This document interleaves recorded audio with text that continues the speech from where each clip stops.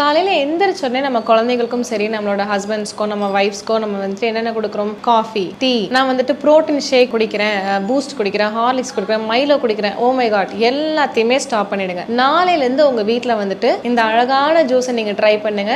என்னன்னு கேட்டீங்கன்னா வெள்ளை பூசணி ஜூஸ், ஒயிட் பம்கின், ஆஷ்கார்ட். ஸோ கண்டிப்பா இந்த ஒரு ஜூஸ் வந்துட்டு உங்களோட லைஃப்ல ஒரு பெரிய பெரிய மாற்றத்தை கொண்டு வரும். வெள்ளை பூசணி ஜூஸ் எப்படி போடலாம்? நீங்க வெள்ளை பூசணியை தோல் மட்டும் நீக்கிட்டு உள்ள மிக்சியில போட்டு நல்லா அரைச்சிட்டு ஒரு மெஷ் கிளாத் வச்சு நல்லா வடிகட்டி ஜூஸை மட்டும் எடுத்துட்டு கொஞ்சோண்டு உப்பு, பெப்பர், தேன் ஊற்றி நீங்க சாப்பிடலாம். வீசிங், சைனஸ், ஆஸ்துமா இருக்கிறவங்க வந்துட்டு எடுக்காதீங்க.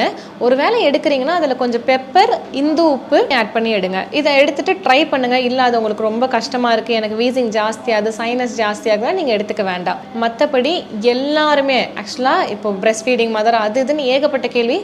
எல்லாருமே வெள்ளை பூசணி ஜூஸை ரெகுலராக எடுக்கலாம், வாழ்நாள் முழுக்க எடுக்கலாம். அவ்வளோ அருமையான மருத்துவ குணங்கள் அந்த ஜூஸ்ல